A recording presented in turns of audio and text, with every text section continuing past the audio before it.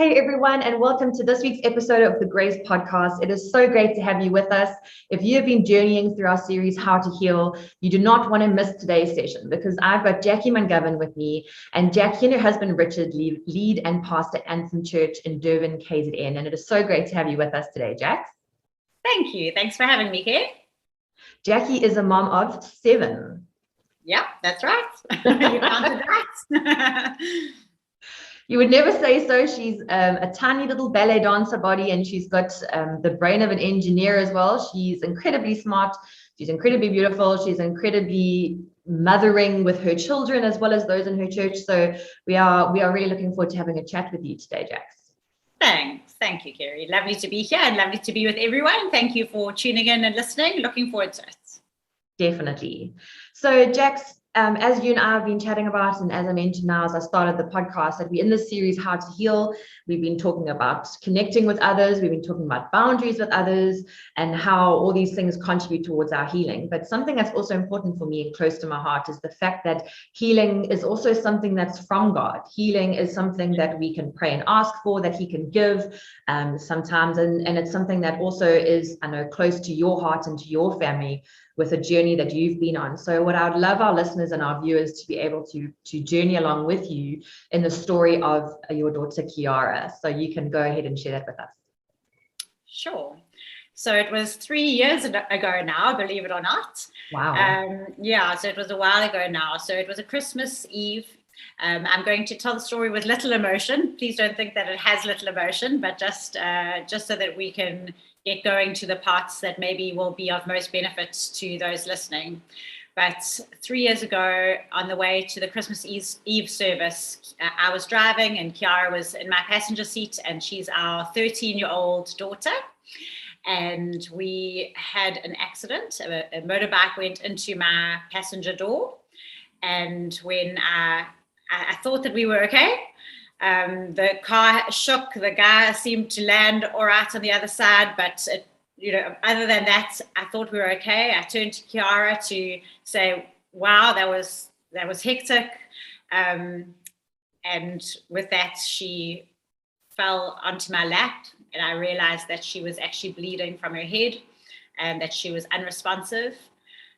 So got a huge shock. Someone passed a towel through the window and said, "You've got to curb the bleeding." And as I did so, as I was told and tried to put pressure on her head, I realized that there was bone missing, that where the motorbike had hit her, it was soft where there should have been hard skull. So terrifying experience. And also on the same hand, you just don't quite believe it.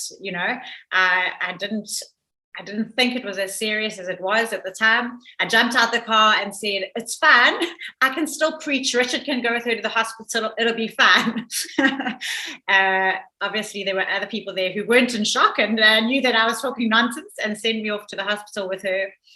And again, at the time, we saw the chaos in the ER. You're trying to watch. You're thinking, surely it's going to be fine. I mean, we've got 5 boys. There's accidents and banging around, it's going to be fine. It's got to be fine. We just never prepared for news like we received that night, that she had fractured her skull and some bone had gone into her brain, and they had to rush her into surgery. That first evening, it was obviously very serious, but the next morning it actually took a turn even worse when the doctor realized that what he first thought was a localized injury, actually in the impact, the whole brain had been severely injured. They raped your injuries, and it had the whole brain had the most severe injury, and the injury was showing as the hours went on, and her brain was swelling. And so they had to actually rush her in on Christmas morning at about 8:00. She'd just come out of surgery at midnight, rush her in a few hours later, same doctor. And he had to cut out nearly half of her skull to remove it, to allow for the brain to expand, to allow for fresh blood to come in. Unfortunately, that operation was also didn't prove to be effective. It made no difference. Her brain pressure didn't reduce. And so the next day, on that Christmas day, through the day, she was still not getting enough oxygen in her brain, as well as the brain continuing to swell, as well as the injury that had already happened. And by Boxing Day, there'd been a bit of heart stopping in the night and resuscitation during that night. And Boxing Day, the doctor phoned us and he just said, "I'm sorry. My job up until now has been to preserve brainstem life. Her brain is severely damaged. It's unrecoverable. She's missing most of her frontal cortex. I want to use honest words, not most of her frontal cortex is damaged, the left frontal cortex. And it's not, I can no longer preserve her even her breathing life. Even she was on machines at that stage, but he asked us to come in and say goodbye and bring the children and the grandparents. And yeah, at that stage, it was looking like the best case scenario was for us to let Kiara go. And she didn't die on that day, on Boxing Day, which was almost bad news because we didn't know what that would mean, because he told us that the brain was irrecoverable. So the fact that her brain stem continued was a bit scary. And then the days started to tick by with no change. Her just lying there on the machines. She was in the deepest level of coma. They had initially induced a coma. She was at a level of coma when she went in from the accident. They took her slightly lower to do the surgery and to keep her in that calm state.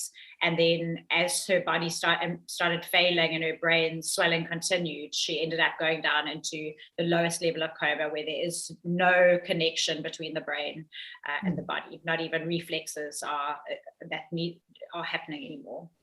Excuse my non-medical language. But at this stage, we're now sitting on the side of the bed in the hospital, wondering what is going to happen. Is this how she's going to be for a few years? Is it going to end in a few days?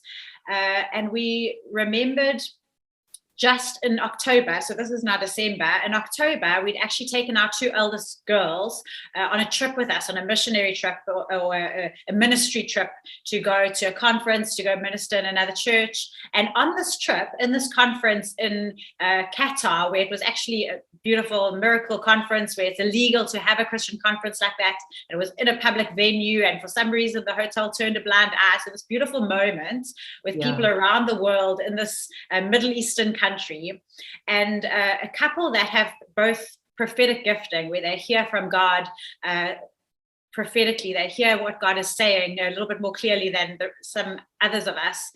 They started to pray for us, but for Kiara specifically, and mentioned a few things. They didn't know she was a ballerina, so they said to her, "I don't know if you've ever heard of those hard shoes that ballerinas wear," which she just smiled knowingly because she knows full well. And they said, we see the toes of a ballerina, that there is suffering. There's going to be incredible suffering in your life.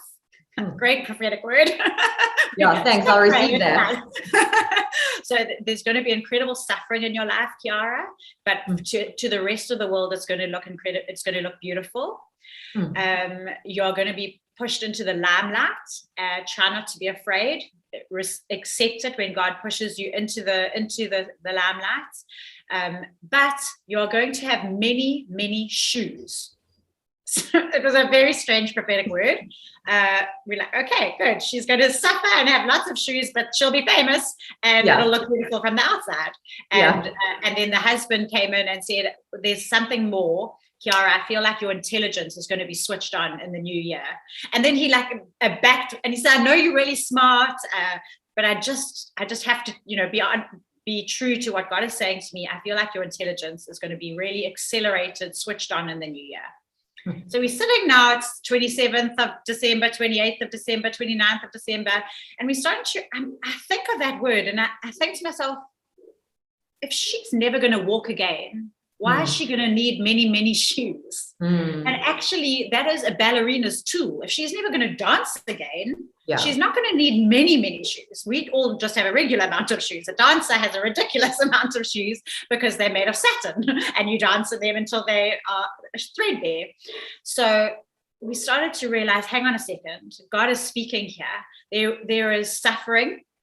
It doesn't yet look beautiful to the outside world, but even as she sleeps, she's been pushed into the limelight. We were starting to drive up to the hospital and drive past newspaper headlines on the signposts saying that this child has been injured, which is just bizarre because we're in a hospital, there's injuries everywhere. I mean, we're in the ICU, there's injuries being wheeled in many a day in one hospital. Why Kiara is already in the limelight when there is no miracle, there's no reason.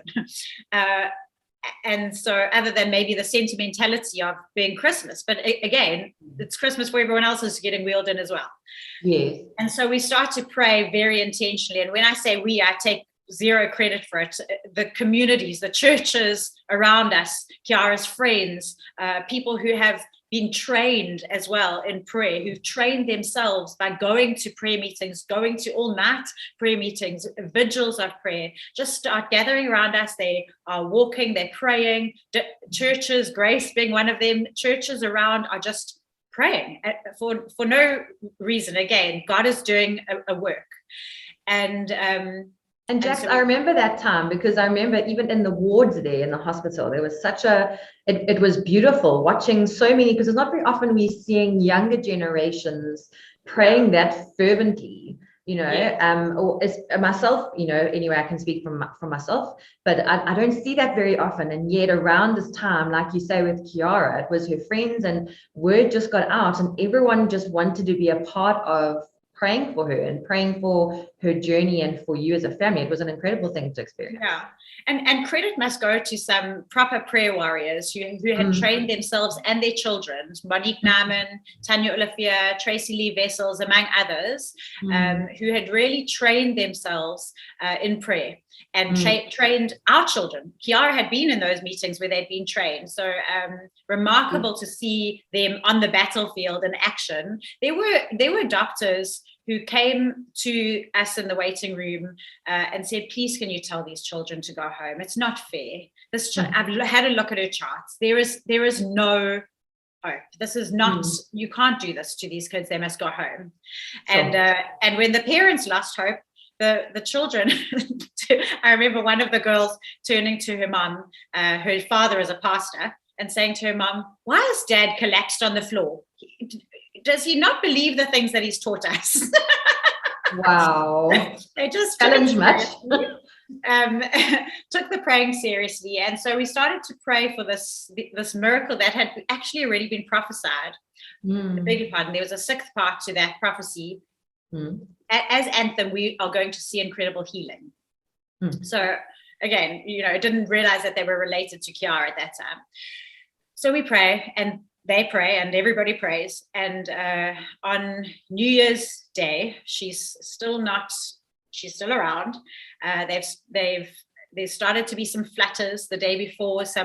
I thought I felt her squeezing my hand. Richard told me, don't be ridiculous. It can't, we both managing it in our own personalities, My personality is optimistic. It's got to be okay. Richard's like, can we all just be measured? We can't lose her again and again. So you have to be so careful when you're in the middle of it, how you manage your hope. Our hope is in God, but it's not necessarily in a specific outcome, because that can damage us a little bit too much, Anyway, 1st of January, powerful. We go through into the ICU. As we arrive, the nurses and doctors are already there. They're starting to change a few settings on the machines. And Kiara opens her eyes. But at this point, we have no idea whether there's any recognition that part that's damaged and is now no longer there. Actually, about a half of her left frontal cortex is no longer there. Is memory, reasoning, higher thinking, speech, all of that. And so we're looking at her, and she looks at us, and she looks at the nurses, and we don't see that she's looking any differently at all of us. Like, does she know us differently to she knows all the other strangers in the room? And she looks up at Richard, and her left brain, obviously her right arm is still weak, but she lifts up her left hand and cups his face and strokes his beard the way she always did. and we realize she knows who we are. And through the day, they take the pap out. She was unable to speak. Her speech center was damaged, and she starts to point. She starts to write with her left hand, and then she refuses. She turns over to the right hand, and she builds up her strength. And within a month, she was speaking and within 2 days, she was walking and started. The speech took the longest, but yeah, this incredible miracle of healing and this incredible switching on of her intelligence on the 1st of January in the new year. And this confirmation, this incredible sign and miracle for all of us who were already watching the newspapers. It was on East Coast Radio, News 24, before she woke up. If I'm remembering all the details correctly, I might have the news outlets wrong again, because it's a testimony. I want to be so careful to be truthful. It was amazing how God got the media's attention, got our community's attention, not necessarily the world, but our part of the world, and then did what he wanted to do to show us who he is. And Jack, something that stayed with me that was incredible, I remember hearing at the time from you, her surgeon who'd obviously been there from the beginning and seeing the ups and downs, knowing, excuse me, what was going on with her brain activity. And you were surrounded by a small group of professionals who were like in the top of their fields.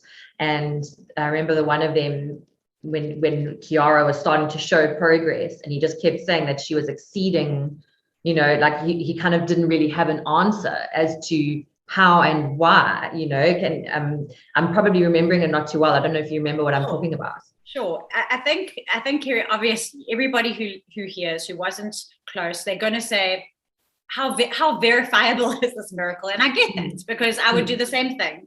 We want to put our trust in something that is true. And there's nothing wrong with that. There's nothing wrong with being a little bit skeptical, I think. So Kiara has since, for insurance purposes, because there's the road accident fund, now they want to prove what happened and what she is now and what she could have been, etc., etc. So she has had, since then, in the last 2 years, she's got all her brain scans, current brain scans, and you can look at her brain now, as well as the injury, as well as remembering that for 72 hours, her brain pressure was such that she didn't receive sufficient oxygen. So she was without oxygen. She's missing part of her brain, the entire injury, etc., etc. She's been to and these are all people who are trying to prove otherwise, so an educational psychologist, a neuropsychologist, a neurosurgeon, other than her neurosurgeon as well, a occupational therapist, an industrial psychologist, a speech and language therapist. I think there were 7, where she's gone to each one for half a day or 3/4 of a day, so 4 to 6 hours of testing. And every one of them, when we pick her up, they just shake their head. They're just like, some of them had heard about it because they're in the field. So some of them were expecting the miracle before we walked in the door. Others of them were caught off guard. And it's a miracle. She is an absolute and utter miracle. There's no denying. If you have all the facts. So her neurosurgeon, who is not a follower of Jesus, a year later, how's that? God's kindness. A year later, Kiara's granny, Richard's mum, my mother-in-law, was knocking at a front door to visit somebody. And at the same time, a neighbor was at that same front door carrying a bunch of cookies. And it was Christmas Eve. And so Richard's mum was visiting because it was a family member, a great aunt or something. And so she was coming to wish her happy Christmas. Anyway, they meet at the door. These 2 grannies, strangers to each other. Indian lady is carrying the cookies, and Kiara's granny is there.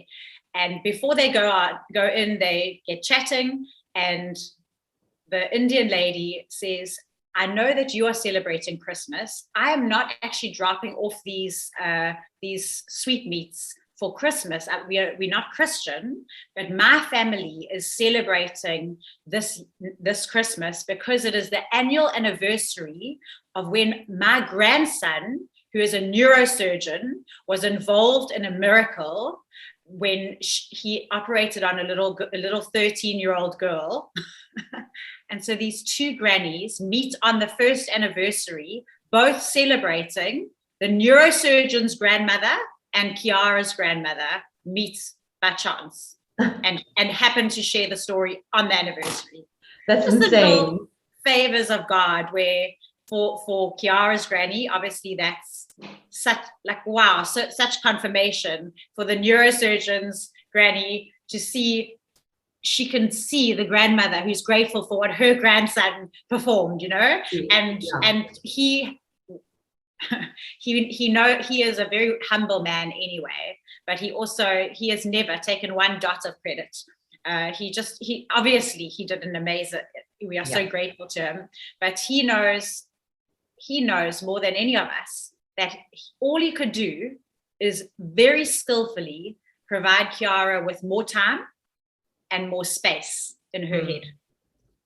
And I think it's just such a beautiful picture that if we can help others heal, often all we need is just to create some time around them and some space for them so that God can come in and do the miracle. And he knows that was his part, and we know that we would be lost without him.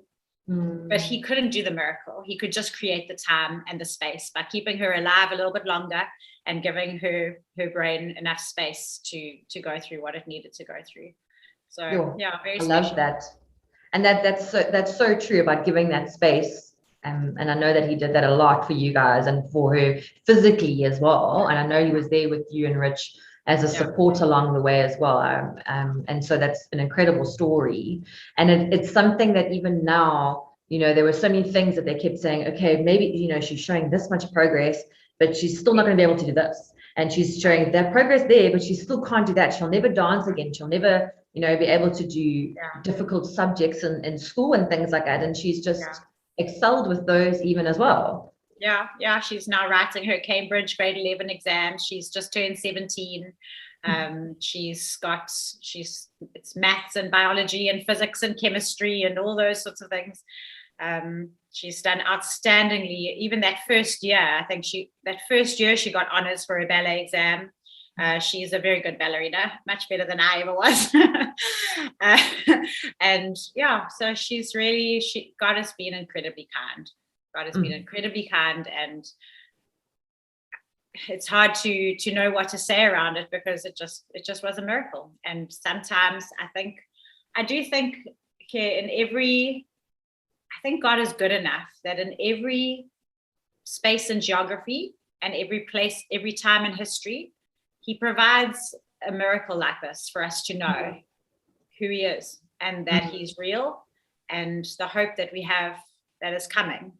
I think, as you know, many people will come to me after I've shared this testimony and just say, wow, happy for you, sort of. Happy for you, genuinely, but why not me? Like, why not my child? And particularly when someone has lost a child.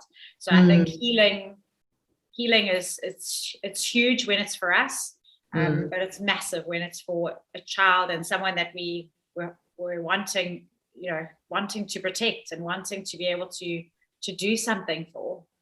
Yes. And it's all I can say is I understand the acute feeling of losing a child. I haven't had to live with that long-term pain because that wasn't our story, but certainly those moments, those days when we thought that was our story, I can understand how incredibly painful it is. And then I say, I honestly don't think it's just about this age. I think that God has given us, I don't call it often when I'm sharing a miracle of healing, but rather a sign and a wonder, because Kiara she is for all of us a sign and a wonder of who God is, pointing to what he has for all of us, how he is still good. And the Bible promises us that that we will have miraculous healings, miraculous bodies, that we will have new bodies in the new creation. And that is the hope of things to come. Jesus was the first fruit of that. Each of us who experience spiritual renewal become an early fruit of that. And things like Yara, incredible things like what happened with her, are there to continue to be signposts, so that we know in whom our hope lies. And I know it's so hard to receive that. For me, in those times, though, when you are in that incredible grief, you understand the concept of deep time, like eternity, everything being one a little bit more. And so I hope that people who are experiencing grief, that grief can take them into that state of awareness of eternity, and just how close eternity actually is when you have someone that you love that's on that side of it. Yeah. Yes. And did you feel, you're saying about the closeness and things, did you feel during those times, obviously it was traumatic and there was so much going on that there was probably hard to concentrate on things, but did you feel the closeness of God, or did you kind of feel like this is what we're hoping for, but I don't actually feel the attachment to it, if that makes sense? Did it feel a bit detached, or did you actually feel the closeness of God? So interestingly, Richard and my ability to completely pray and trust for Kiara's healing now was limited, because, as I alluded to a little bit earlier, when you think you've lost a child, it feels like you've fallen off a 10-story building. Like you feel like your bones have turned to jelly. And it is not a feeling that you are capable of feeling repeatedly in a short space of time, And so we had to leave her. We had to surrender her. We had to let go of our hope that we had for her the day before. All of that had to be left in pieces on the floor. We couldn't pick it up, because if it dropped again the next day and then the next day, and you just can't do that. No. Other people have to be able to carry that for you. So I wasn't in that space of this is all going to be fine. God is amazing. I just have faith. It wasn't like that. However, that my ability to be in God's presence and see the way He sees, I felt like the first miracle that I experienced was the miracle of my sight being healed, because I could see what God was talking about. My hope was completely planted in eternity, and it was okay. It was okay. I could see that there was going to be a day when it was all going to make sense, and that day, to try and hope it was today, was too painful, but to see it in the future, there was complete peace in that, and being able to look far. And so I think God is there, but you can only put your hope concretely in Him and in eternity. And then whatever part of eternity leaks into today, because we continue to pray, we continue to trust in Him, we continue to trust in His character, beautiful. We get to walk in that. And it's so great. But our joy, our hope, it's secure, because it's not in the leaking of heaven, but in the security of when it is fully to come. Sure, some powerful words there. And I like how you're saying, you got that peace.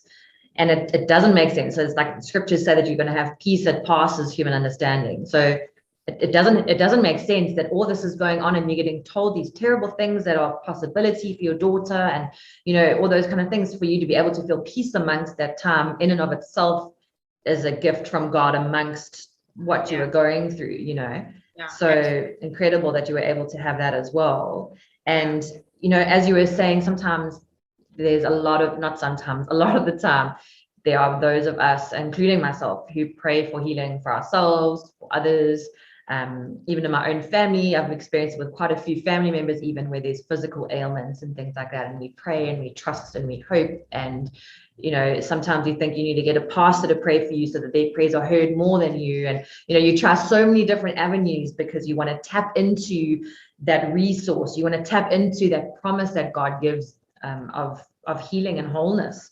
As Jesus did that when he walked the earth, and he said, when I leave, you're going to be able to do these things and more. So I think so many of us will have that faith, and it feels like we have that faith and that hope, and yet our prayers feel like they fall short because we don't see that healing on this side of eternity. And I know that that's a bit of a difficult question, but I'm not sure if there's any kind of advice that you may have for people who are hearing this story and going, wow, that's incredible. And kind of what you alluded to, what about me? Why hasn't my prayer been answered? Or why isn't mine being answered? Like I say, I know it's difficult, but if there's any kind of advice or anything that you've learned along this journey that you could share with us, that would be great. Sure. So I think I know that the Christian journey is a journey of surrender. And it's a journey of realizing that we're not in control and that we aren't going to be in control. And that's literally the Christian story. Adam and Eve weren't satisfied with not being in control. They wanted to be God. They wanted to be able to make those decisions. They wanted to be able to be the ones that said, this is right, this is wrong, God has to heal here, he has to do this. We want to be in control. You must remember that Richard and I have experienced this incredible miracle, and we have zero surety that Kiara is going to be alive tomorrow. In the same way that any of us are going to be alive tomorrow. Does that make sense? So yeah. Our surety is not in Kiara's health to this day. Our surety is not in our health. Our surety is none of our children are safe, are perfectly protected. And so we continue to have to live lives of surrender, trusting in God, trusting in his goodness. The only place where we can feel safe, where we can know that our treasure is protected, is when we put it in God's hands. And that sucks. It's horrible. I want to be able to say, the neurosurgeon, he says, Kiara, so you're absolutely fine, but do you think maybe you could just wear a helmet for the rest of your life? I would feel better.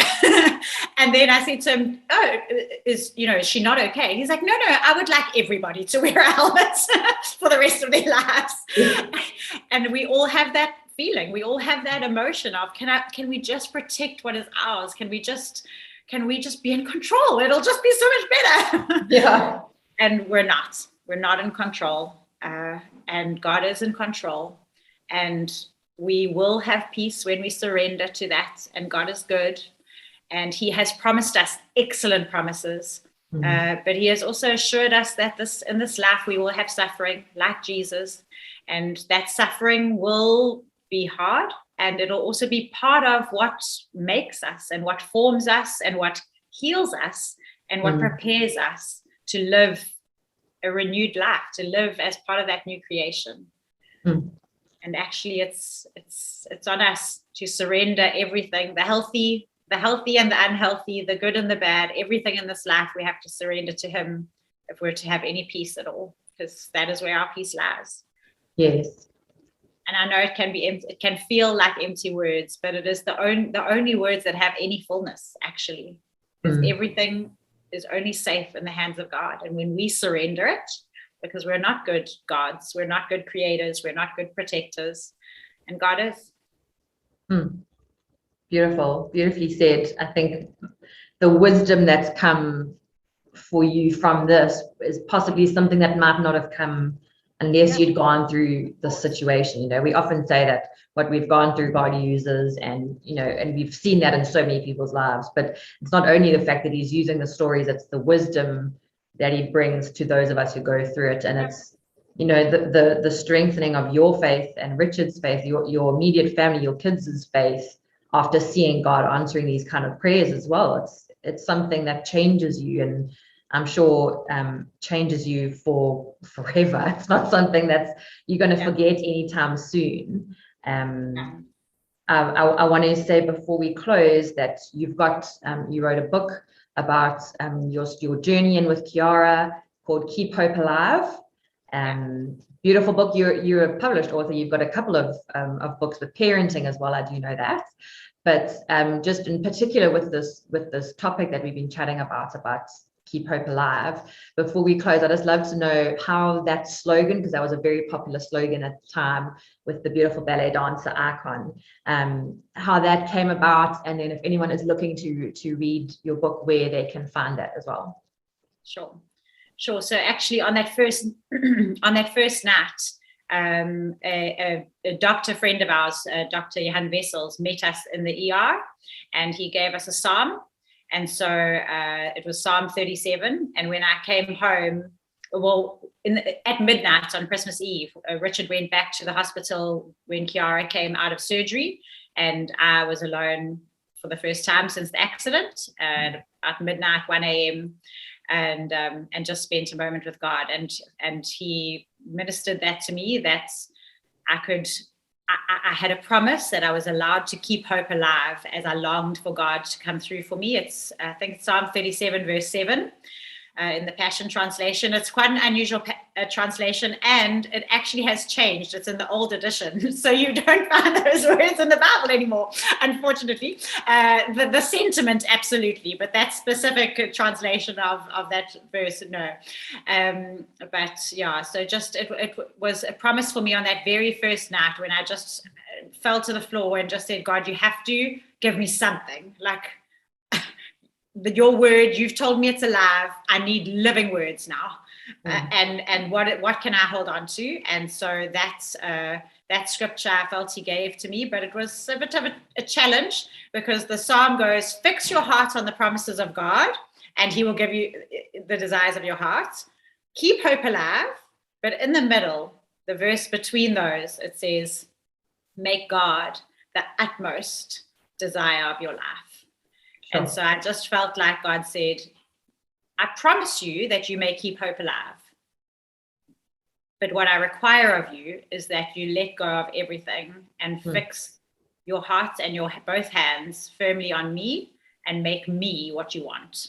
And so from that day, I had to let go of Kiara and hold on to God for dear life. And turns out that's not a bad thing to do. Clearly. Yeah. I love it. And it's such a beautiful reminder, and it's something that, like you say, I love that there was something tangible for you to hold on to as well, because that's what we need. You know, we pray and we can ask, but we need something tangible as well. We humans, we're here on earth, we need something, you know. So I love that was what was given to you. And yeah, so if people are looking to find your book, if people are looking to find out more about you, or even around your parenting series, how can they get in touch? How can they get a hold of I've just got it all on one website, Awesome. JaciMun-Gavin.com. So if you go onto there, it's a funny spelling, Jaci, Jaci Mun-Gavin, no hyphen or anything, and .com. And there's a store there and a blog and a bit more info, and yeah. That's awesome. It's, you know, I'm not trying to do a punt in any way. If people are like, oh, you're trying to make money, it's literally just sometimes, again, the tangible. I'll give you a cut. Yeah, they give me the cut on the side, you know. It's you know, it's great to have something tangible that's there with us. It's a good reminder. It's something that, you know, when there's books like that of testimonies to look back on again and read from time to time to encourage and lift our spirits. So yeah, even I've written it as a journey. For slow reading, with the idea that actually you go on that journey of time. There's time when we're playing it in real life. You don't get the end 5 minutes after you hear the beginning. Yeah, exactly. So yeah, exactly that. I mean, we know the ending before we've read the book. You know, when you were living it, you, like you say, you did not know what was coming the next day. Exactly. Oh, Jax, it's been so great to have you. I'm so grateful that you were happy to come on and just share a bit of your testimony. I know it's quite hard to condense things into a smaller amount of time as well. So grateful for that. Thank you for the encouragement. I really pray that it's reached some hearts today, that it's given comfort, that it's given inspiration and encouragement to those who are listening and watching as well. So thank you so much for joining us, Jax. Sure, it's such a pleasure. Thank you for having me. Thank you if you've managed to listen right to the end. And yeah, lovely to be with you. Always lovely to be with you, Kerry. Awesome, Shane. Thanks, Jax. And thanks everyone else. We look forward to seeing you next week on our Grace podcast. Bye.